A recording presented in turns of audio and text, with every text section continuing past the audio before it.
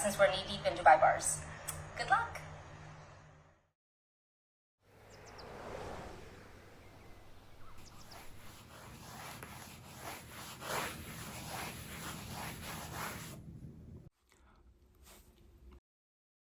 When I first began this project, I wrote out like a spell for concentration, and I stood in the barefoot in the kitchen, and it was a full moon, and I looked at, and then I turned and I looked in the mirror and I said, your time here is done. There's no place for you for what comes next. I need to make space. After that, I held a single piece of Kataifi in my hand, and I looked at it, and I whispered to it, and I said, take me where you need me to go. Bring me into your heart and soul, and anything that's holding me back needs to go. And that changed me. I felt like a magician with all of his tools, and electricity just like flowing through my body and just out of my fingertips, and it came to me. For this project, I told myself that I would welcome the chaos. I would welcome the imperfections. I don't need everything to be tucked in, and I don't need everything to be, as perfect as we believe pastry to be, right? It's not just an ingredient. It's not. It's an undoing of that. It's a new way of thinking. I've never used this ingredient before, and I know that Hannah owns a chocolate shop, so I knew that chocolate had to be involved, right? But I didn't just want to make another chocolate bar, which is very on trend right now. That felt too obvious, too linear. And honestly, I don't even like chocolate that much. Not really. Not in the way that everyone else does. I think a lot of people don't understand chocolate. I respect it. I trust it. In very specific situations, I want to make a chocolate ice cream. A really strong chocolate ice cream that makes people a little afraid, that screams, this is who I am.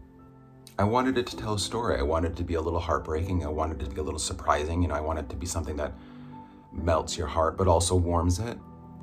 There's beauty in that contrast.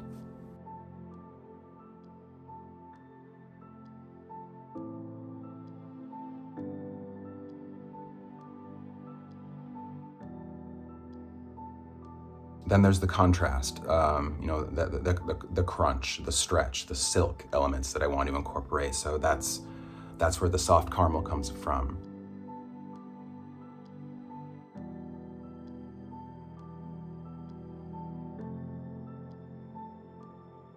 Sometimes if the dessert is sophisticated enough, it doesn't need a lot of inclusions, especially with ice cream. But I knew that I needed to step up, and I needed to make Hannah proud.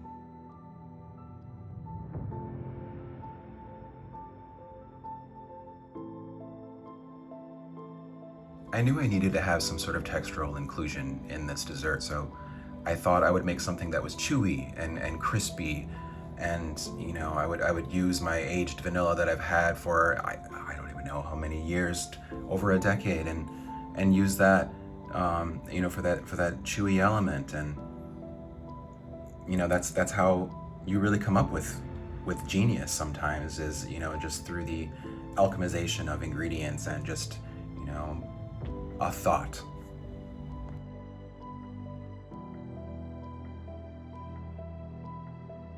It's a lifestyle.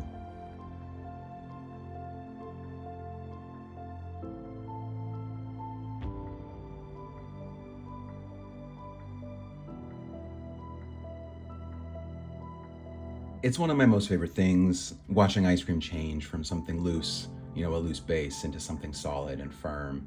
And then you add in your inclusions into that, and it becomes something entirely different, and it has an impact. You make the world a better place. You leave it better than you found it, with every spoon.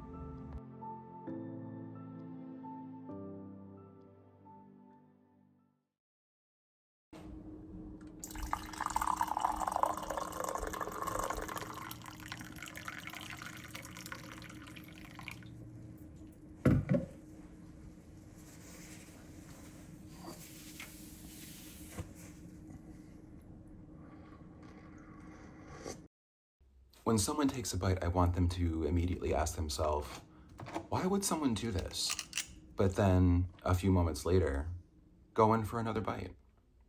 People might look at it and say, oh, this is just ice cream, or this is just gilding the lily, something like that. But there's a lot more going on here.